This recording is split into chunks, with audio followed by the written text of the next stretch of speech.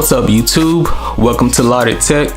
Today we will be looking at the K&F Concept Variable Neutral Density Filter, which is capable of filtering 2 to 5 stops of light.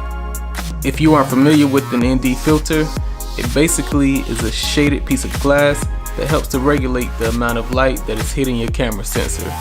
So what does this mean for you?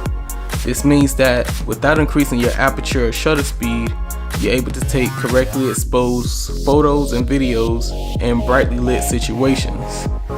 So having an ND filter allows you to keep your nice and blurred backgrounds in your videos on bright days, and it also allows you to take long exposure photos which absorb a lot of light into your camera sensor. Shooting in these conditions would normally leave you with an overexposed and blown out photo or video, but an ND filter will help to prevent that from happening. So here we are looking at the box that this filter comes in. Overall, it's well packaged and it looks like you'll be getting a quality product.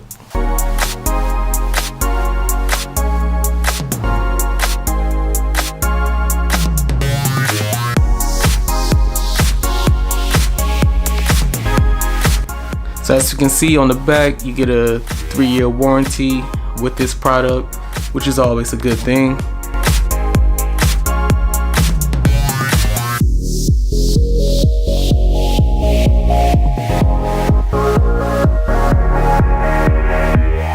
So now we're opening up the box, and inside you can see that the filter already comes in a hard plastic case.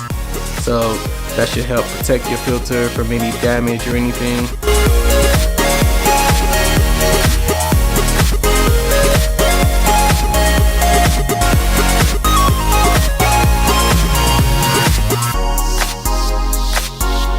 So now opening up the case, we can see the filter inside. And inside of the case has this nice soft foam interior, which should help with any shock absorption when your filter is inside. So here's the filter wrapped in plastic. We see they have a little commitment message on the back. We're going to open that up, and now here's the filter. And as you can see, it's a nice looking filter. It's pretty clean.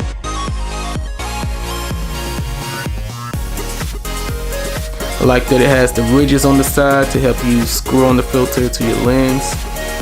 And also you can see these dots on the side indicate the different levels of darkness that it provides. The one important thing here is that when you get to the minimum and maximum point, the filter actually stops spinning, so you can't spin past that point. And what that does is that prevents you from getting that black X across your screen when you have the filter on. So that's definitely a plus. And here I am just kind of playing around with the filter, showing you the different levels of darkness. And here's another look at the back and front of the filter.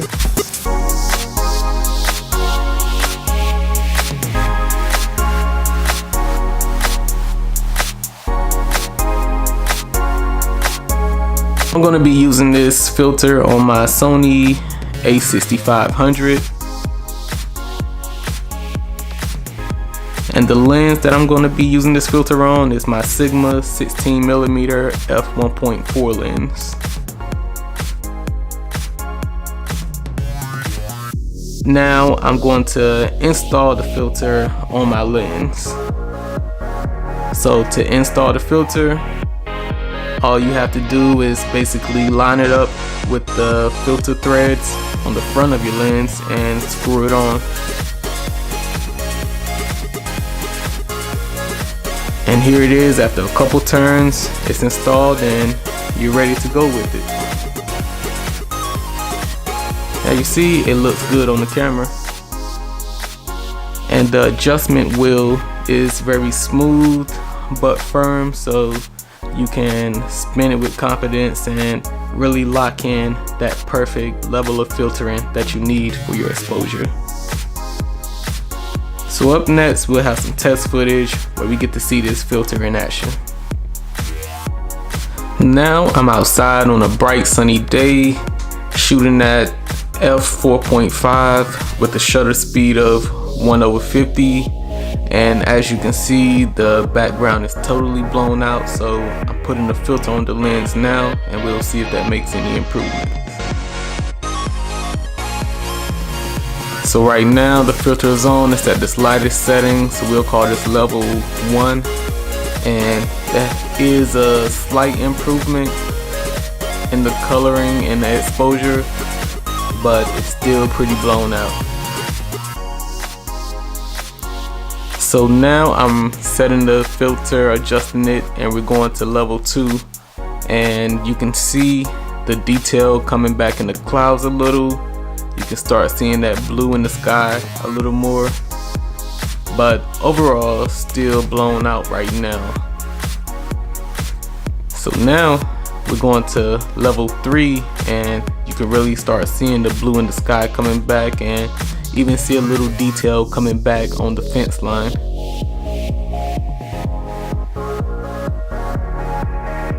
Alright, and now we're adjusting to level 4, and you're starting to get more detail all around.